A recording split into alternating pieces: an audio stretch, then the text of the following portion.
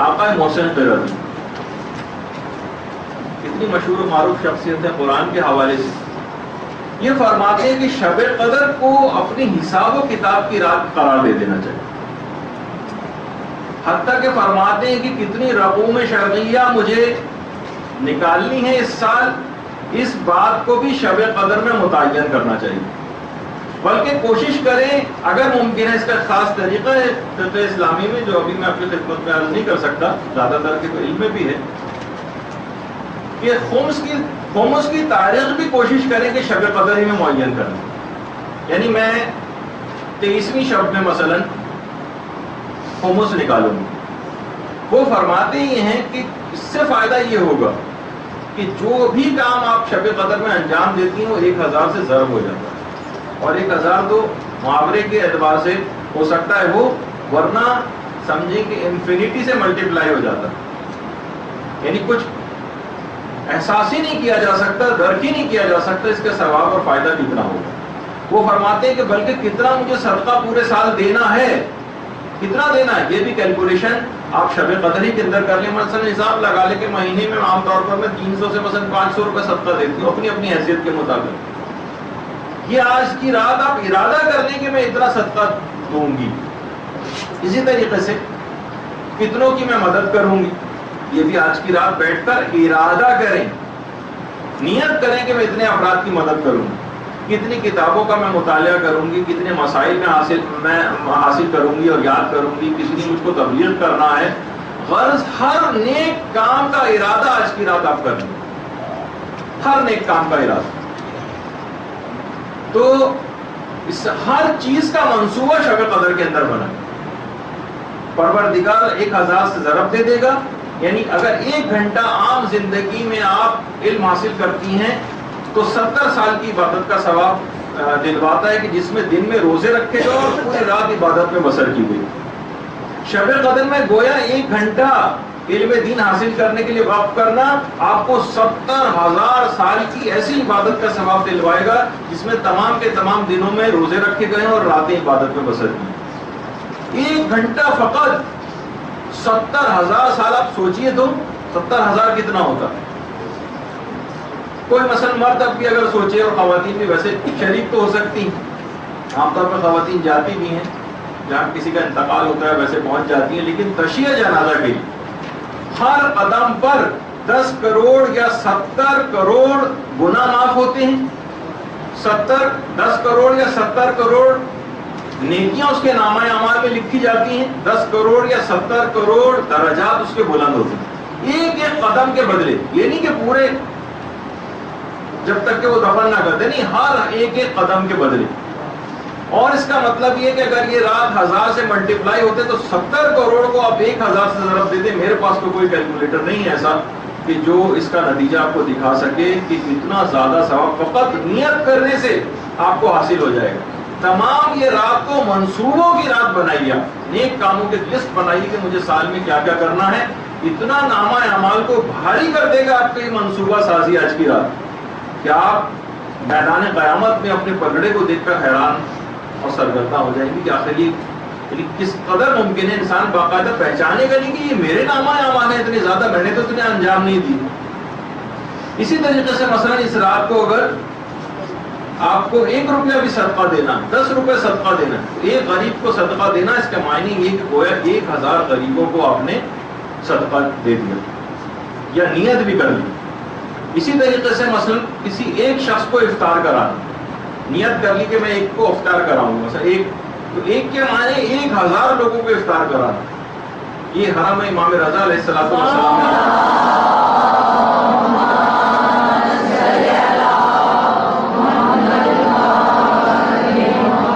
ایک غریب کو صدقہ 1000 غریبوں کے صدقے کے برابر، ایک شخص کی افطار ہزاروں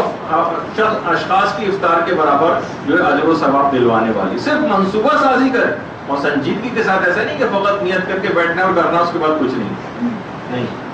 تو آپ اندازہ کریں گویا یہ جتنے بھی افطار یہاں پر نظر آ رہی ہے آپ کو، یہ سب آپ کی طرف سے ہوا، صرف اتنا سا صرف نیت کر لینے سے۔ اور یہی وجہ ہے کہ اگر کوئی شخص یہ نیت کرے کہ بھائی اس سال میں دروس اٹینڈ کروں گی مثلا علماء کے، اخلاقیات کے،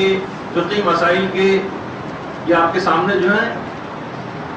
علی پناہ اشتہادی میں سب سے بڑا اور سب سے بہترین جو درس اخلاق ہے وہ آقا علی پناہ اشتہادی کا ہوا کرتا تھا. کچھ ہی عرصے پہلے ان کا انتقال ہوا. اکثر یہ صرف ممبر پر آ کر بیٹھ جاتے تھے اور بیٹھتے ہی رونا شروع کر دیتے تھے،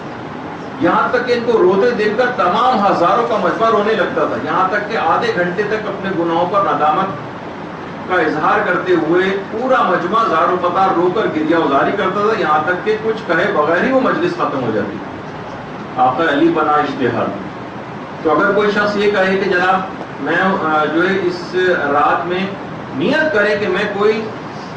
علماء کے دروس اٹینڈ کروں گی، اب تو کیسٹس کے ذریعے وہ ممکن ہے، اگر فزیکلی کسی جگہ جانا ممکن نہیں ہے تو آپ لائیں، گھر میں سنیں. اپنے آپ کو، اپنی اخلاقیات کو درست کرنے کی انسان کو ہمیشہ فکر کرتے رہنا چاہیے، کیونکہ بعض اوقات یہاں پر مدرسے میں اگرچہ یہی سب چیزیں سکھائی جاتی ہیں لیکن پھر بھی ایک الگ سے ایک درس اخلاق کا جو مکمل ایک درس اخلاق ہو اور علماء کی زبانی ہو، علماء بعمل کی زبانی، وہ آپ لائبریری سے لا کر سنیں تو آپ اپنے اندر بہت تبدیلی محسوس کریں.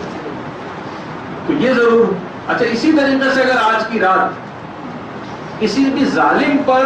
نفرین کرنا تو گویا ایک ظالم سے اظہار برات کرنا اور اس پر نفرین کرنا 1000 ظالموں کے خلاف نفرین کرنے کے برابر. اور آپ یہ نیت کریں کہ روزانہ مثلا میں ایک تسبیح درود کی پڑھوں گی. درود خود ایک درود پڑھنے سے نامہ اعمال بھاری ہو جاتا ہے اور میزان کا جو پلڑا ہے وہ بالکل بھاری ہو جاتا ہے. تو آپ خود سوچیے کہ آپ پورے سال کا کوئی ارادہ کریں کہ جب بھی کبھی پیغمبر اسلام کا یا ائمہ اطہار کا نام آئے گا میں ضرور درود پڑھوں گی.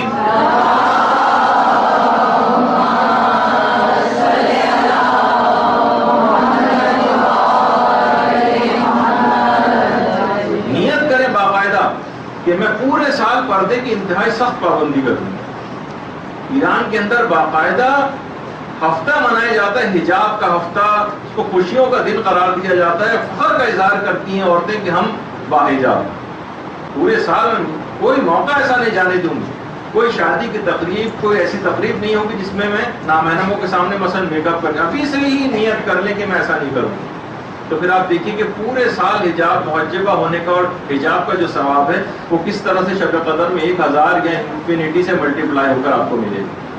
اسی طریقے سے نیت انسان کر لے کہ میں مریض کی عیادت کروں. یا عید اللہ شیخ جواد تبریزی ہیں جن کا بھی میں آگے چل کر ایک سلسلے میں کچھ ایک واقعہ میں بیان کرنے والا ہوں. میں مریضوں کی عیادت کے لیے جاؤں گی. میں چند ایک اہم مستحبات آپ کی خدمت میں پیش کر رہا ہوں تاکہ آپ کو فقط اس رات نیت کرنا، اور یہ فقط نیت کرنا ہی آپ کو اتنا عظیم ثواب دلوا دے گا کہ ہر آیت اللہ، جیسے کہ شیخ محسن قیراتی نے بھی فرمایا کہ ہر نیک کام کی منصوبہ بندی اس رات کرنی. عیادت کے لیے جانا یہ کتنا عظیم ثواب. اسی طریقے سے زیارت قبور کے لیے جانا. ایران میں آپ دیکھیں کہ لوگ اس طرح سے عادی ہیں کہ مثلا کوئی اگر موٹر سائیکل پہ اپنے آفس بھی جا رہا ہے تو جاتے جاتے وہ قبر پہ ہاتھ رکھ کے مثلا انا انزلنا پڑھتا ہوا جا رہا. خواتین ان کا بھی جانا بہرحال حرام نہیں ہے، قبرستان وغیرہ خواتین بھی جا سکتی ہیں اور ایران میں جاتی ہیں. تو اس طرح سے کوئی بھی نیت کر لی جائے. اور وہاں پر اتنا زیادہ مانوس ہیں لوگ کہ آپ دیکھ رہے ہیں کہ بچے جس جگہ پہ لیٹے ہوئے اطراف میں کیا ہے، قبور، قبریں، جو ہمارے یہاں کوئی تصور نہیں کر سکتا کہ قبرستان جسے کوئی منحوس یا چڑیل اور بھوتوں کی مثلا کوئی جگہ سمجھی جاتی ہے، وہاں پر اپنے بچوں کو لے جایا جائے، رات وہاں پر بسر کی جائے، بچے وہاں تکیہ لگا کے قبروں کے کنارے سو رہے ہوں، لیکن وہاں پر ہوتا ہے.